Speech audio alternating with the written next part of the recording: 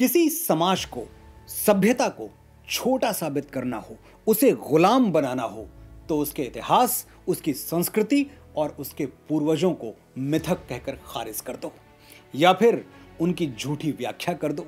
जैसे श्री राम की व्याख्या कर दी गई कि उन्होंने अपनी गर्भवती पत्नी देवी सीता को त्याग दिया था। मैं अपने एक वीडियो में तर्क और साक्ष्य देकर सिद्ध कर चुका हूं कि श्री राम ने कभी मां सीता का परित्याग नहीं किया था, निर्दोष थे राम। यह वीडियो आपने अब तक नहीं देखा तो आज जरूर देखें, लिंक डिस्क्रिप्शन में दे रहा हूं।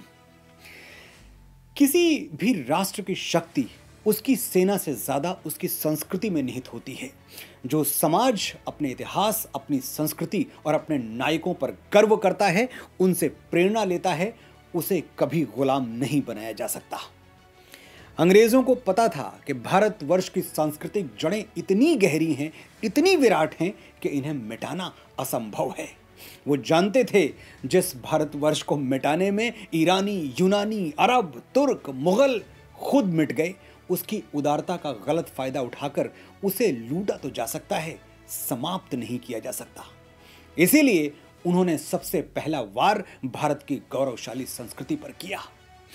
मैकाले ने एक पत्र में लिखा था, अगर हमारी विभाजनकारी नीति, डिवाइड एंड रूल अगले 30 सालों तक यूं ही जारी रही तो हम बिना धर्म परिवर्तन के पूरे भारत को जीसस के आगे घुटने टेकने पर मजबूर कर देंगे। आश्चर्य होता है इस धृष्टता पर। कहां 10,000 सालों का हमारा सिद्ध इतिहास और कहां 2000 साल पहले हुए ईसा मसीह। यहां सवाल जीसस के सही या गलत, छोटे या बड़े होने का नहीं है, उनका पूरा सम्मान है हमारी दृष्टि में। लेकिन सवाल है कन्वर्जन का, धर्म परिवर्तन का। जो गलत है वो करें तो भी गलत, हम करें तो भी गलत। सही और गलत की इस नैतिकता को ताक पर रखकर पहले मुगलों ने हमारे राष्ट्र नायकों की छवि धूमिल की, फिर अंग्रेज आ गए। दोनों कॉलोनियल पावर्स थे, दोनों का लक्ष्य एक ही था, बस चमड़ी का रंग अलग था। अंग्रेजों की विभाजन नीति का शिकार हमारे कई महानायक हुए, कई युग पुरुष हुए। इन्हीं में से एक थे परम प्रतापी ब्राह्मण कुल भूषण महान आचार्य भगवान श्री परशुराम। नमस्कार, मैं हूं मनोज मुंतशिर और आज मैं आपको बताऊंगा क्या भगवान परशुराम सचमुच क्षत्रिय विरोधी थे और क्या कालांतर से ब्राह्मणों और क्षत्रियों में विद्वेष की भावना चली आ रही है, जैसा कि सोशल मीडिया पर जोर शोर से प्रचारित किया जाता है। लेकिन कुछ भी कहने से पहले आज मैं आपको अपना संपूर्ण परिचय देना चाहता हूं। मेरा नाम है मनोज मुंतशिर शुक्ला। मैं वो ब्राह्मण हूं जिसने छत्राणी का दूध पिया है। मेरे पिताजी ब्राह्मण हैं और मां छत्राणी। मुझे व्यक्तिगत रूप से बहुत ठेस पहुंचती है जब मैं वामपंथियों के फैलाए हुए भ्रमजाल में फंसकर ब्राह्मणों और क्षत्रियों को एक दूसरे पर तलवारें ताने हुए देखता हूं। मेरे मामा और मेरे चाचा एक दूसरे के दुश्मन कैसे हो सकते हैं? ब्राह्मण, क्षत्रिय, वैश्य, शूद्र और वो सभी वर्ग, सभी पंथ, सभी संप्रदाय जिनका जन्म भारत भूमि पर हुआ है, जैन, बौद्ध, सिख, आर्य समाज, ब्रह्म समाज, प्रार्थना समाज, हम सब एक हैं, हमारे पूर्वज एक हैं, हमारा इतिहास एक है। लेकिन अगर ये समझने में हमें और देर हो गई तो समझ लीजिए अपने विनाश के बीच हम स्वयं बो रहे हैं। न तेरा है न मेरा है, ये हिंदुस्तान सबका है, नहीं समझी गई ये बात तो नुकसान सबका है। वापस लौटते हैं भगवान श्री परशुराम पर।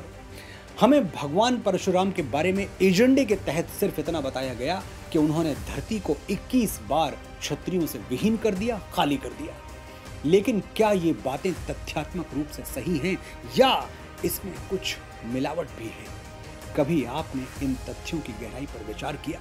कभी सूत्रों को फिर से खंगालने की कोशिश की?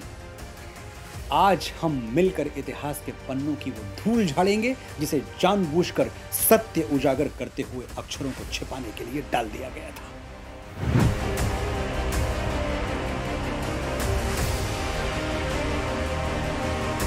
भगवान श्री विष्णु के छठे अवतार परशुराम महर्षि जमदग्नि और माता रेणुका के पुत्र हैं।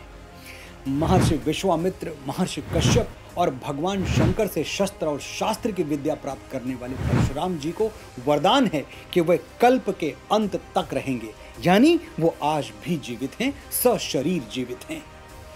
सतयुग में इनका अवतार दुष्टों और आतताइयों का नाश करने के लिए हुआ था, ताकि मानवता और सनातन मूल्यों की रक्षा हो सके।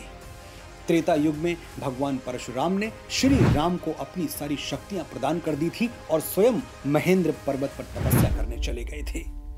द्वापर युग में भगवान श्री कृष्ण को इन्होंने तमाम अस्त्र शस्त्र प्रदान किए, युद्ध नीतियां सिखाई और बताया कि भविष्य में महाभारत नाम का एक भयानक युद्ध होगा जिसमें आपकी भूमिका निर्णायक रहेगी। पितामह भीष्म, आचार्य द्रोण और महारथी कर्ण जैसे वीर पराक्रमी भगवान परशुराम के ही शिष्य थे। कहता है इतिहास, जगत में हुआ एक ही नर ऐसा, रण में कुटिल सम क्रोधी, तप में महासूर्य जैसा। मुख में वेद, पीठ पर तर्कस, कर में कठिन कुठार विमल। शाप और शर दोनों ही थे जिस महान ऋषि के संबल। यह कुटीर है उसी महामुनि परशुराम बलशाली का, भृगु के परम पुनीत वंशधर, व्रती वीर प्रणपाली का।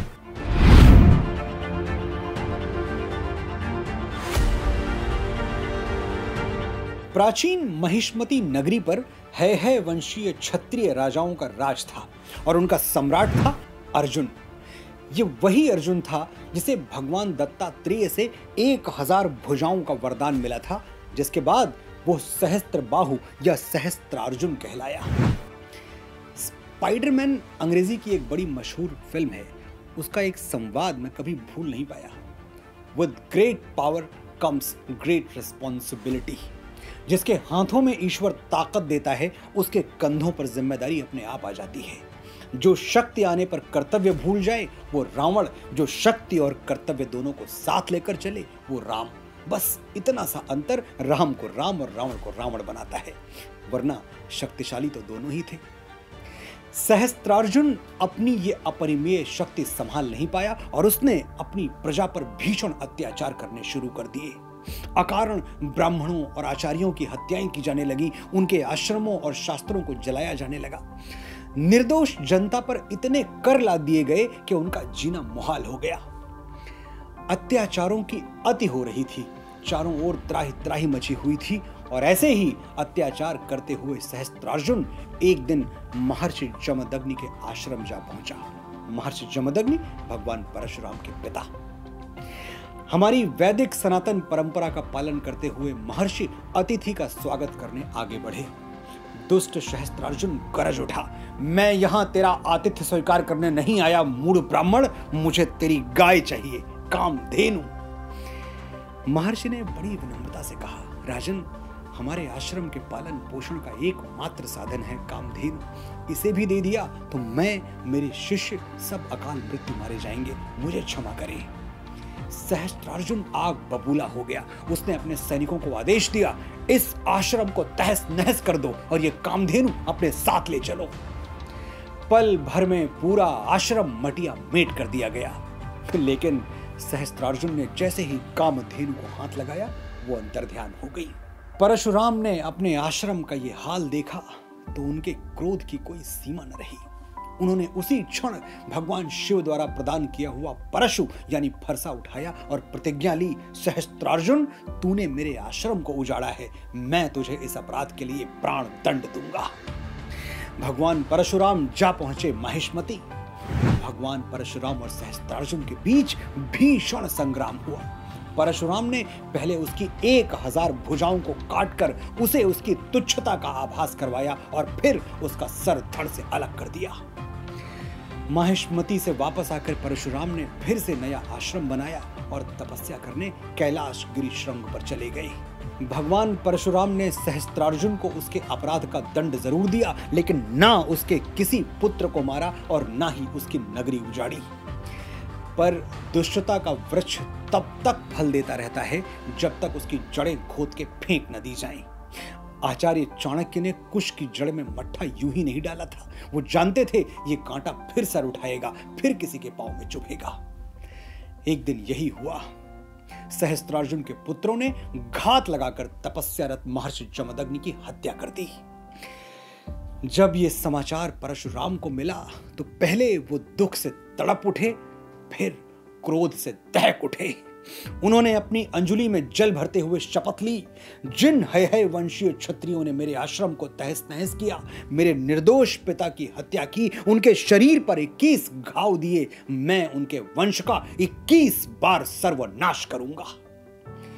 भगवान परशुराम ने संपूर्ण महिष्मति को सहस्त्रार्जुन के पूरे वंश सहित नष्ट कर दिया और वो भूमि अपने गुरु महर्षि कश्यप को दान कर दी। शास्त्र भी कहते हैं, शठे शाठ्यम समाचरेत, यानी दुष्ट के साथ दुष्टता का व्यवहार ही सही है। विनय न मानत जलध जड़, गए 3 दिन बीत, बोले राम सकोप तब भय बिनु होय न प्रीत। यहां समझने वाली बात यह है कि भगवान परशुराम ने सिर्फ दुष्ट हय वंशीय क्षत्रियों का संहार किया था, पूरी क्षत्रिय जाति का नहीं। लेकिन हमें जाति के नाम पर बांटने वाले बड़ी आसानी से यह जहर पिला देते हैं कि भगवान परशुराम ने सभी क्षत्रियों का संहार कर दिया था। अगर श्री परशुराम क्षत्रिय जाति के शत्रु होते तो महाराज दशरथ, राजा जनक सभी क्षत्रिय थे। उनके या उनके किसी भी वंशज का भगवान परशुराम के साथ कभी कोई युद्ध क्यों नहीं हुआ?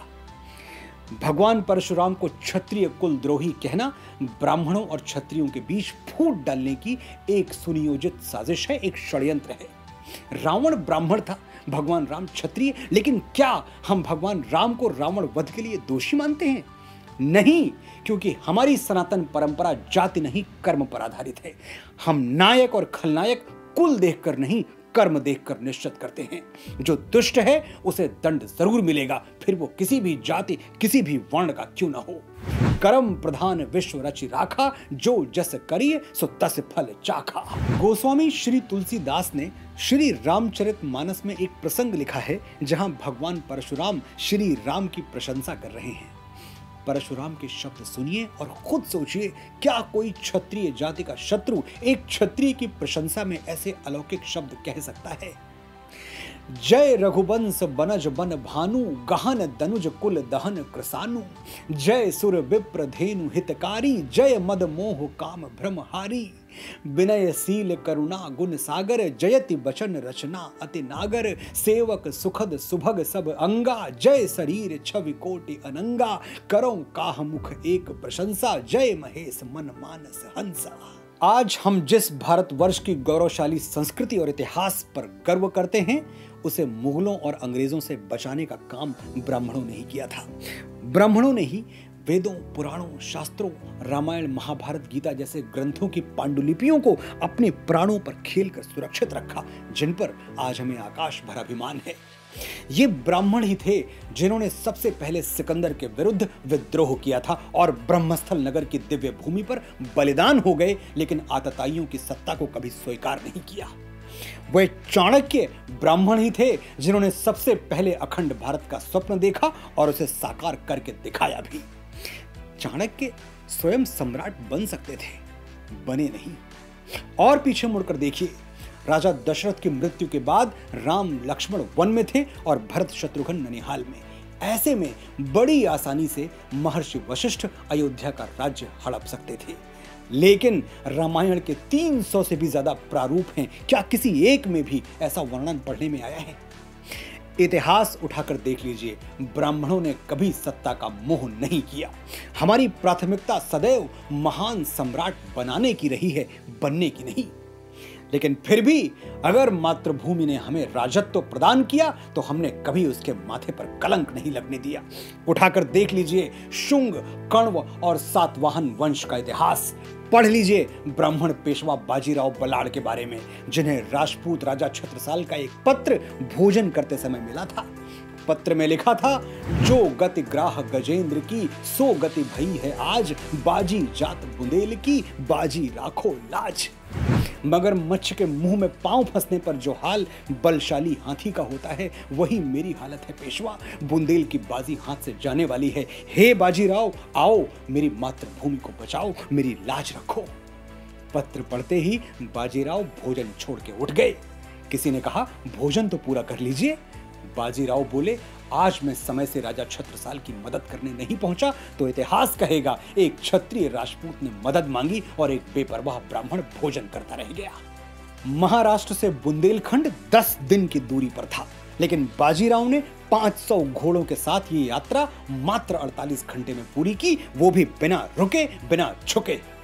आतताही तुर्क फंगस खान की गर्दन उसके धड़ से उतारकर पेशवा बाजीराव ने बुंदेलखंड और राजा छत्रसाल को अभय प्रदान किया।